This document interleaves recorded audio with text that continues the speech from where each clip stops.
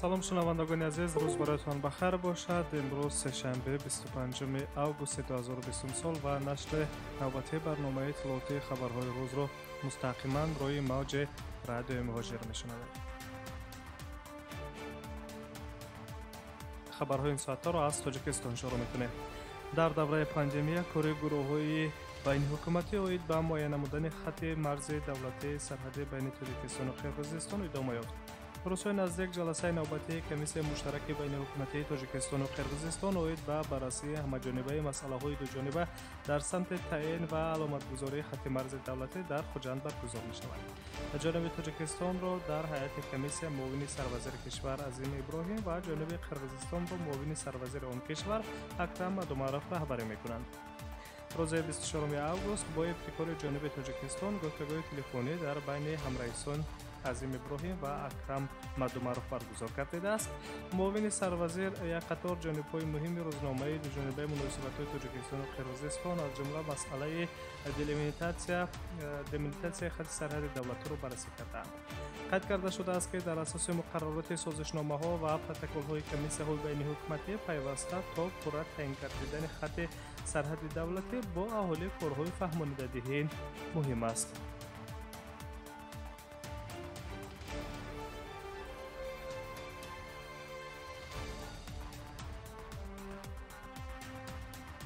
дар душанбе мемонем ва хабарҳои рӯзро мустақиман идома медиҳем. раҳбари ҳизби социал-демократии Тоҷикистон Раҳматилло Зойиров гуфтааст, ки вай худро ба мақоми президентӣ номзад нахоҳад кард. дар изҳороти интишоршудаи рӯзи 24 август дар саҳифаи фейсбукии раҳбари ҳизби социал-демократии Тоҷикистон қайд мешавад, ки талаботи конститутсияи Тоҷикистон аз 6 ноябри соли 1994 пас аз қабули он оид ба таҳия ва қабули қонунҳои конститутсионӣ нисбати ин қонун риоя карда нашудааст. бо ин ва чанд сабабҳои дигар ба гуфтаи Раҳматилло Зойиров вай дар интихоботи президентии соли 2020 вориди рақобат намешавад. ёдорас мешавем, ки аз 7 ҳизби сиёсӣ дар Тоҷикистон то кунун 4 номзади худро барои ширкат дар интихоботи президентӣ пешбарӣ карданд, ки инҳо аз ҳизби аграрӣ Рустам Латифзода, аз ҳизби социалистӣ Абдуҳалим Ғафуров, ҳизби ислоҳоти иқтисодӣ Рустам Раҳматзода ва аз ҳизби демократӣ Саидҷафар Усмонзода дар анҷуманҳои ҳизбӣ номзад барои ширкат дар интихоботи президентӣ пешбарӣ шуданд. интизор меравад, ки ҳизби коммунист ва ҳизби халқии демократии Тоҷикистон номзадҳои худро дар аввали моҳи сентябр пешбарӣ кунанд. ёдорас мешавем, ки интихоботи президентӣ дар ҷумҳурии Тоҷикистон 11 октябр баргузор мегардад.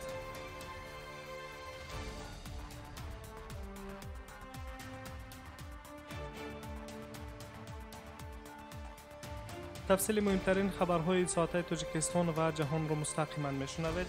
маркази назорати санитарию ва эпидемиологии шаҳри Хуҷанд сокинонро ҳушдор додааст, ки бино ба беэътиноии баъзе нафарон дар самти риоя накардани чораҳои санитарӣ ва эпидемиологӣ шумораи бемориҳои сироятӣ метавонад афзоиш ёбад.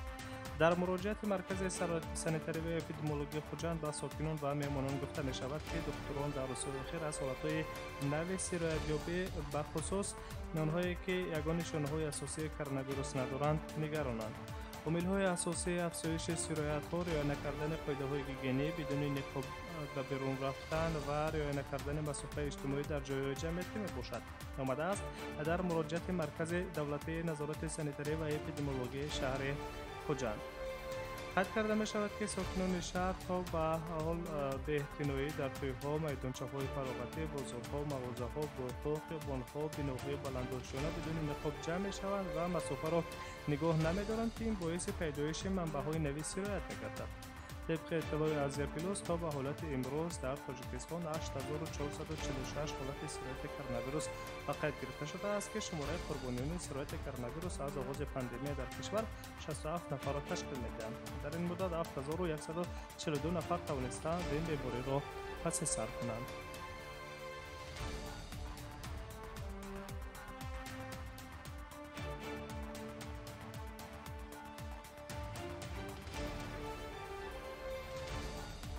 ادامه خبرها و با سانکت-پتربورگ نظر میکنیم. در ناحیه پریمورسکی شهر سانکت-پتربورگ یک دختر 2 ساله تاجیکستانی از بینای داعشیانگی افتاد. فاجعه از به‌احتمالی مادر کودک رخ داده است. می‌نویسد خبرگزاری کانکریتنا نقطه رو. سال دقیق کودک 1 سال و 10 ماه گفته می شود و بلندی بینایی که این کودک از آن سرازیر شده است 3 متر گفته می شود. در خبر درج گردیده است که حادثه روز 24 آگوست تقریبا نیم روزه در یک خانه اجاره در خیابان اویاکانستراکتوری شهر سانکت پتربورگ افتاده است. علاوه می‌گردد که در آشیانه دهم بینای 16 آشیانه یک عائله مهاجر از تاجیکستان خانه به اجاره گرفتند. کودک از به نظارت مادر 23 ساله به بالای تریزه آشخانه برآمده و به زمین سرازیر گشته است. همچنین گفته می شود که دختر از زخم‌های شدید در داخل نقل تیاری تجلی به هلاکت رسیده است. در مورد حادثه مذکور نظر ҷониби مقامات رسمی در دست نیست.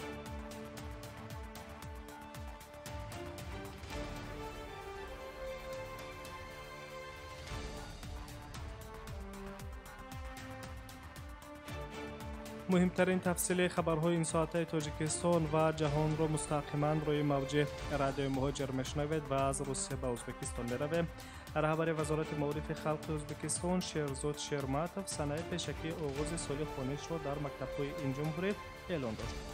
با در نظر داشته آن که ضعیف شدن پایده‌های قرنطینه میتواند باعث زیاد شدن شماره‌های حالت‌ها، ضرورت وقت علاوه‌ای برای طبابت و ضرورت طبابت چنین بیماران و کم شدن شماره آنها تا آغاز سال خوانش باشد، کارشناسان پیشنهاد کردند که این سال خوانش از 14 سپتامبر روز دوشنبه آغاز کرده شود.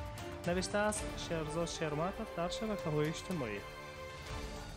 طبق گفته‌های راهبر وزارت معارف ازبکستان 3 سناریو در این کشور برای جلب تعلیم در دوره پاندمی کرونا ویروس به کار درآورده می شود. یکم شدن مکتب‌ها به طور عنعنوی، دوم آموزش توسط آنلاین، سوم سناریو آمیخته می باشد، هم عنعنوی و هم طریق آنلاینی.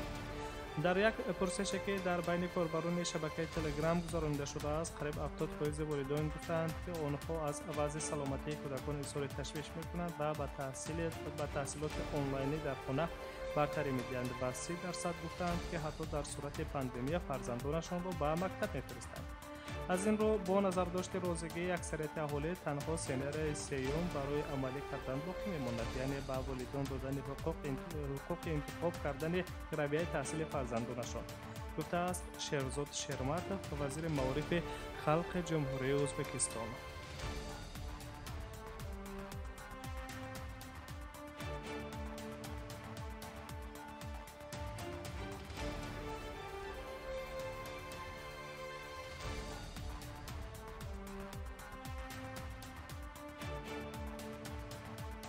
دونالد ترامپ رسما نامزد به مقام رئیس جمهوری ایالات متحده آمریکا در انتخابات ماه نوامبر 2023 شد.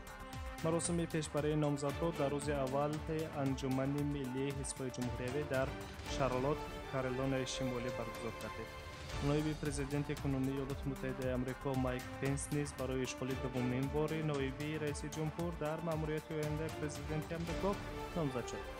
پرسش‌ها و نظرسنجی‌ها نشان می‌دهند که نامزد دموکرات جو بایدن از دونالد ترامپ تقریباً 80% فایز بیشتر اعتماد اعضایان حزبشان را دارا می‌باشد. فاکس نیوز در روز افتتاح کنگره حزبی در شارلوت خبر داد که زیاده از 10 کنگره جمهوری‌خواهان سابق تلاش‌های مخالفین دونالد ترامپ را در حزب‌های جمهوری‌خواهان برای معرکت جو بایدن دستگیر کردند.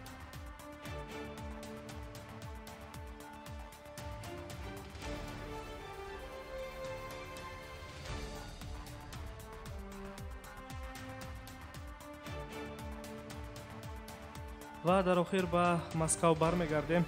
در مسکو حرکت تریلیبوس‌ها منع کرده شدند. در این باره امروز سه‌شنبه 25 آگوست دیرکتور گنرالی کارخانه واحد دولتی مسافرکشانی مسکو ترانس لیانید آنتونوف خبر داده است.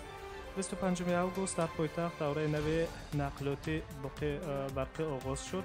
اتوبوس‌های الکتریکی در مسیر تریلیبوس‌ها آنها را عوض کردند. قرار درباره بسته شدن تریلیبوس‌ها به ما آسان نبود، اما ما فهمیدیم که این یک قدم به پیش است، گفته است رهبر مسکو ترانس.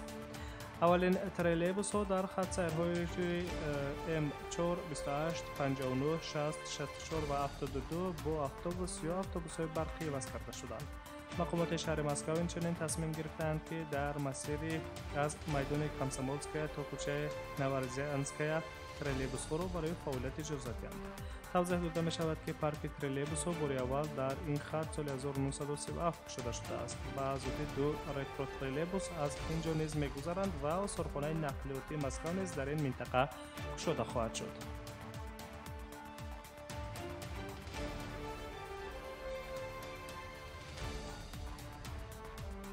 سامیان عزیز، شما خبرهای این ساعته را مستقیما روی موج رادیوی مهاجر شنیدید.